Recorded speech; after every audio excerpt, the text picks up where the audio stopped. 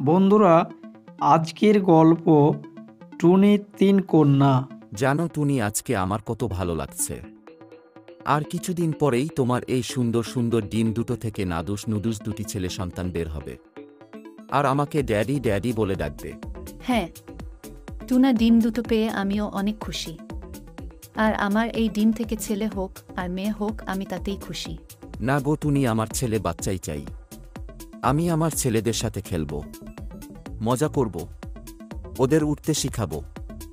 ওদের নিয়ে আমার কত স্বপ্ন আছে। ঠিক আছে টুনি, তুমি এখন বাসাতেই বসে থাকো, আমি দানা খুঁজতে গেলাম। আর এই কথা বলে টুনা খাবার খুঁজতে যায়, আর টুনি তার বাসায় বসে ডিমে তাপ দিতে থাকে। টুনা আমার কথা একদম শুনতে চাই না। সারাদিন শুধু একটাই কথা বলে, ছেলে হবে ছেলে হবে। তবে আমার কোনো সমস্যা নেই, যাই হোক না কেন, ছেলে হোক বা মেয়ে আমি তাতেই খুশি। তো বন্ধুরা, তোমরা যে টুনি পাখি দেখতে পাচ্ছ, সে বাস করে সুন্দরবন জঙ্গলে। টুনি পাখি দুটো ডিম দিয়েছে, কিন্তু টুনার আশা এই দুটো ডিম থেকে ছেলে সন্তান হবে। আর টুনা ডিম থেকে ছেলে সন্তান হবে এই আশায় টুনির খুব যত্ন নিতে থাকে।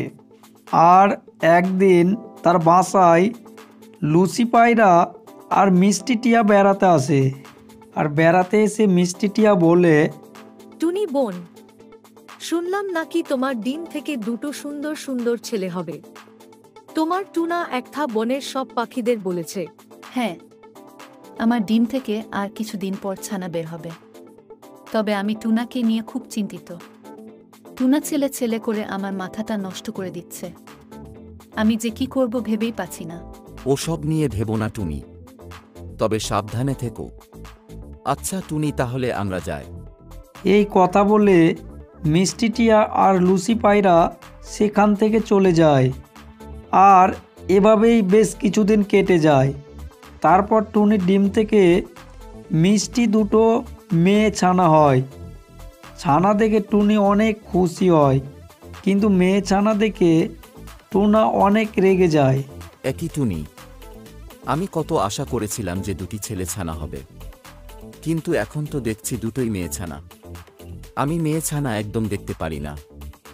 ছেলে হলে এরা আমার সংসারের হালটা ধরতে পারত, কিন্তু এরা তো মেয়ে হয়েছে।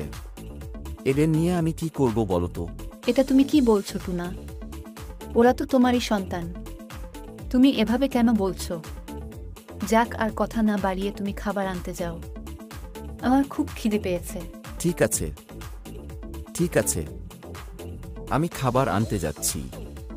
কিন্তু বড় হয়ে তোমার এই মেয়েগুলো আমাকে বাবা বলে যেন না ডাকে বলে দিলাম, না হলে ওদের মেরে ফেলবো বলে দিলাম। এই কথা বলে টুনা রেগে খাবার খুঁজতে যায়। টুনার কথা শুনে টুনির অনেক মন খারাপ হয়, কিন্তু টুনির আর কি করার আছে।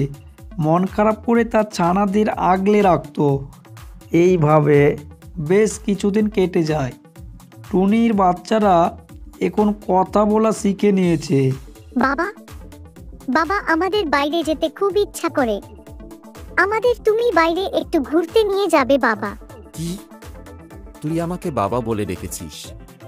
কি রে টুনি, আমি সেই দিন তোকে বললাম, কথাটি কি তোর মাথায় ঢোকেনি? এই মেয়ে বাচ্চাগুলো আমাকে বাবা বলে ডাকছে কেন?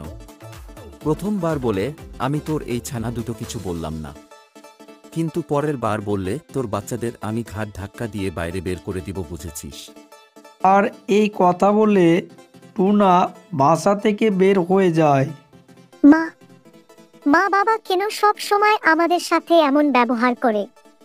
বাবার এমন ব্যবহারে মনে হচ্ছে আমরা ওর মেয়ে সন্তান নয়। না আমার ছোট সোনা, তোমার বাবার কোথায় তোমরা মন খারাপ করো না। আর শোনো আমার ছোট সোনারা, তোমরা তোমার বাবার সাথে কোনো কথা বলবে না। তোমরা মেয়ে হয়েছ বলে তোমার বাবার অনেক মন খারাপ, বুঝেছ? টুনির এই কথা শুনে টুনির ছানারা অনেক মন খারাপ করে।